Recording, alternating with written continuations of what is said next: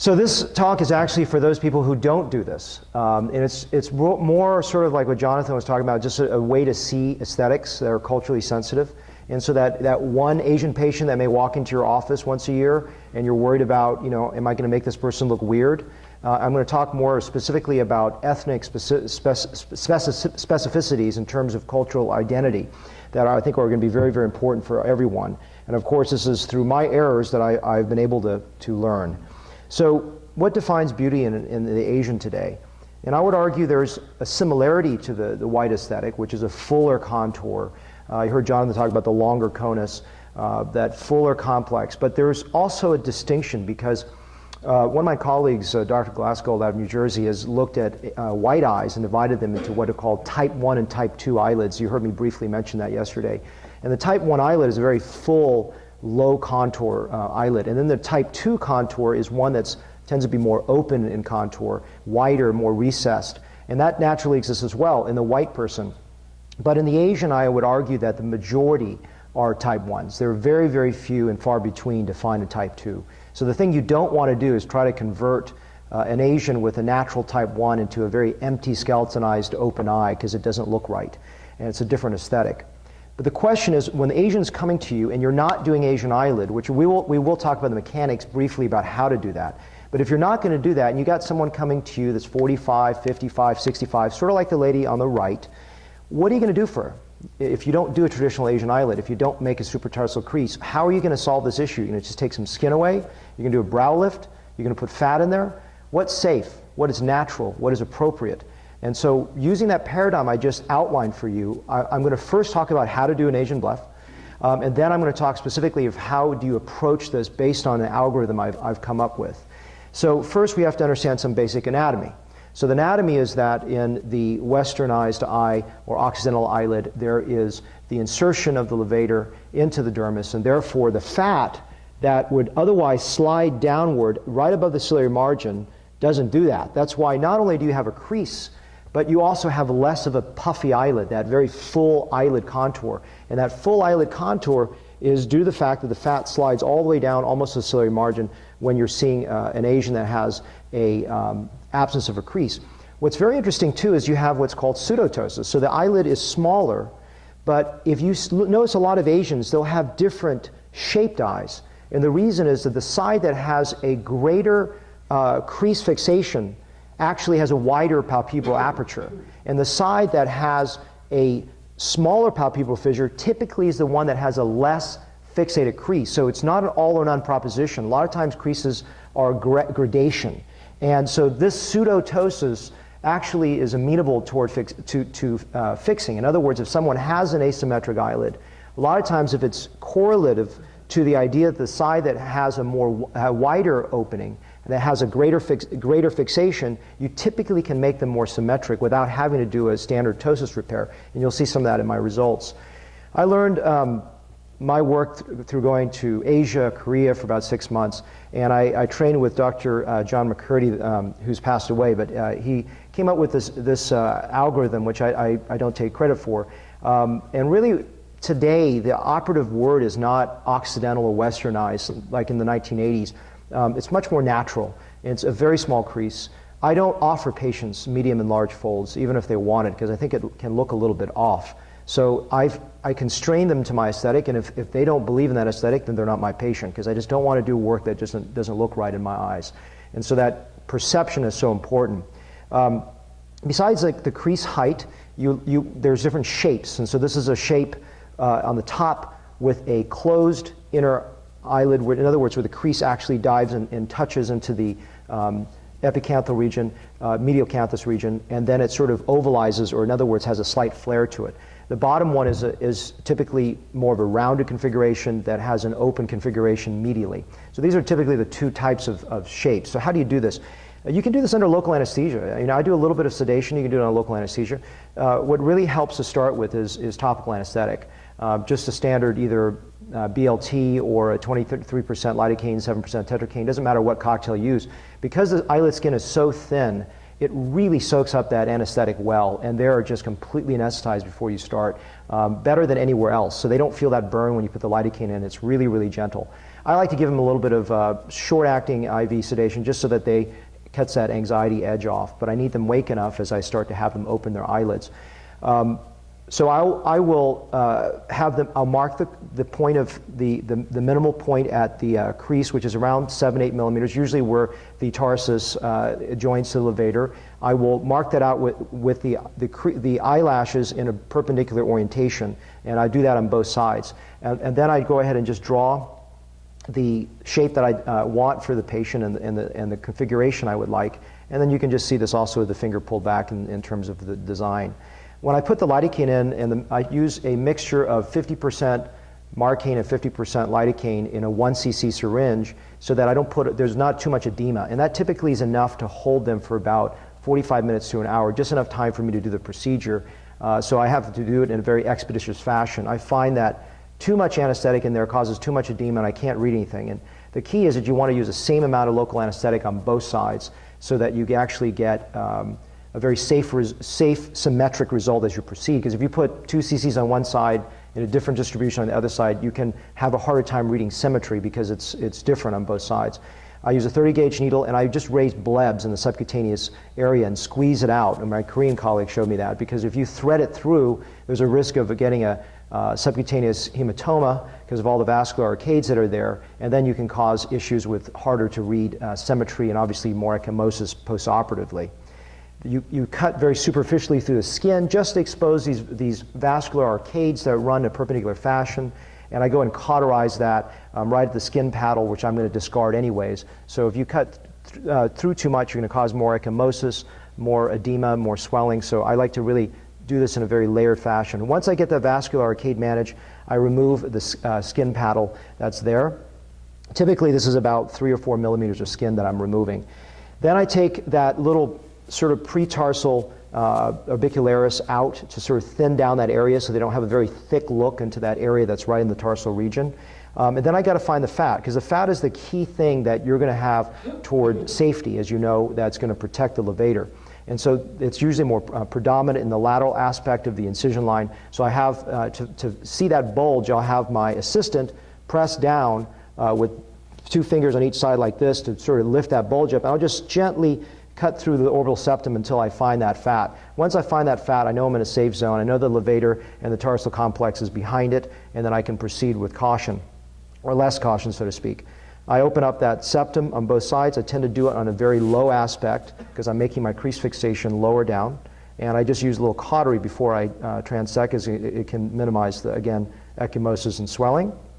And then I just finish off with a cut going laterally, and I do the same immediately until the whole area is opened up. And I rarely take out fat today, and a big reason, as you know, is I'm a big proponent of putting in fat. So I typically find that once the fat has been cleared from the pretarsal region by a fixation, you don't really need to take it out. There really isn't a lot of puffiness. The puffiness is due to the malposition of the fat being fallen inferiorly, and once you reposition it, I find you don't really need to remove it. Sometimes, maybe about 5% of the time, I'll take some fat out, and it's a very conservative fashion. I use temporary fixation sutures of 5/0 nylon running through, and then I basically run the second part of it horizontally at right at the sort of the tarsal levator junction at that point, and then I bring it back up to the top portion to finish the stitch and then tie it down. And what I'm looking for as an end point is that the lashes are about a perpendicular orientation. If they're overly everted, you can actually have too much show, and if it's too under that, it may not look right. So I do this in an alternating fashion. I just go back and forth between the 2 eyelids, going from sort of the mid-pupil region to the lateral limbus, between the lateral canthus, lateral limbus, and medial canthus until I just get a symmetric number, and I finish off that with a closure of the skin with a 7/0 nylon. The recovery time afterwards is another thing you should counsel patients on, is the fact that it's pretty protracted if you do a full incision. I've done in the past partial incisions, no incision techniques, and I find a few things that are problematic in my hands at least. One is the fact that if you're using an abbreviated incision, you can see the start and stop points of the incision line that are problematic to me, especially because Asians tend to stay red. We heard Dr. Wong talk about long-term scarring. I find that if it's a long incision, actually, it hides more easily than one that's more abbreviated in fashion, even though the recovery is definitely shorter with a shorter incision line. So this is just showing you about a month out in the middle, and then about probably 4 months or so on the bottom one. This is a week out, and then about 7 months out from on the bottom one. Again, 2 different types of configurations. This is an example to show you about a year out that she has the pseudotosis that's been alleviated, in the sense that she looks more symmetric without actually having to do a formal ptosis repair, because her ptosis is actually pseudotosis due to the fact that that fat has slid down closer to the ciliary margin. And this is to show you that, you know, very conservative changes enhance the face very well. So, you know, sensitivity toward that cultural paradigm is, I think, a very, very important thing, especially if you're not coming from the Asian side of things and not seeing a lot of them in your practice. So how do you manage the aging Asian eyelid? This is really the heart of the talk, and I really want to walk you through this idea. And again, these are mistakes that I've made, and through those mistakes I've learned how to see the face differently. So I basically separate and divide the aging Asian eyelid into 3 categories. 1 is an Asian that is born without a crease. 2 is an Asian that has had a crease made in the past. And 3 is an Asian that has a natural crease born with it. So either no crease, surgically made crease in the past, or just a natural crease to begin with. So let's talk about some of the issues that some of the cases I've done, the problems I've encountered, and then how and why I've made those changes. And some of those are just paradigm shifts in how we understand beauty overall, which is volume restoration. You've heard many talks on that. And so this is a Japanese lady. If you look at her, this is back in the day, about 8 years ago, when I was just doing a standard conventional upper blepharoplasty, maybe a little bit of fat removal with a conventional brow lift. And if you look at her, I don't particularly like this look. It probably would be fine in someone who's white. But if you look at her, besides looking a little bit more skeletonized, which being an older aesthetic, I think her crease is way too high for an Asian. It's not what typically Asians have. And so that's something that I want you to think about as you're working on the upper eyelid for an Asian, is be sensitive to that crease height. Because when the crease height gets too high, it doesn't look natural. It looks fake. Now, as I said, if this is a type 2 eyelid, empty eyelid in a white person, you're going to be fine. But with an Asian, you want to be exquisitely sensitive, that you're not converting the way they look into something that just looks slightly fake. This is an example of an Asian that that had a crease made, and her crease is pretty low. But once I took that skin away, all I saw was this fat brow skin that was left. And the reason why is that she had the Occidental procedure done a long time ago with a very high crease made. And so I didn't see that, because over time the deflation and the mild ptosis caused that fat skin to hang down, and so it looks small. All you got to do is lift up the skin and look at how high that crease is. If that crease is very, very high, the concern is by just removing skin, there's also a brow lift back when I was doing brow lifts, that it just unmasks that look, and that fat brow skin is now apparent, and it just doesn't look quite right. And so that's something that I hope makes sense. If not, ask me afterwards. I know some of these things may be a little esoteric, but that's important too. So if you have a person that has a crease, be careful not to raise it. If you have a person that's had a surgical crease made in the past, ask them when it was made, look underneath and make sure it wasn't an aggressive previous surgery that you will basically unmask. And then if they don't have a crease, what do? The mistake I've made was to take a little skin away, thinking that would be great. Easy, right? You look at the gentleman on the left, you just take a little skin away, he's going to be fine. No, there's several problems with that. One, the crease won't be hidden inside anything, because there's no place to hide it. It's just sitting out in the breeze. There's nothing to hide it inside, so the scar can be visible. The second problem is if you take a little fat off that, you say, well, you know, he's just a little puffy looking. I'll just take some fat out. Sometimes what you'll do is you'll get this inconsistent adhesion to of a crease, where one will be a partial crease, the other one will be no crease. And the third problem with just taking away some skin and not forming a crease in a person that was not born with one is that you don't do anything for them. Because if they have the pseudotosis to begin with, and they've gained a little bit of extra skin, they're going to still have this narrow pupil fissure, and they're going to think you didn't do anything for them. So those are the 3 issues. Then, so what do you do? What do you do with these patients? Okay, so I've introduced a paradigm problem, and how do you fix it now? So let's answer that question. In a person that's born without a crease, which is the one I'm presenting here. In my opinion, there are only two solutions. Now, you can challenge me on this, and I certainly welcome any of my Asian colleagues over there to challenge me on this. This is what I see in my world and what I do. You have option one is to make a crease. But by doing so, you're going to have a longer recovery, and you're going to slightly change their look. And they need to know that. This is a slightly changed look. But it helps me rejuvenate them. Option two for them is just to put some fat in there. And to me, the combination of that will help them look. Either one is going to make them with a wider eye fissure.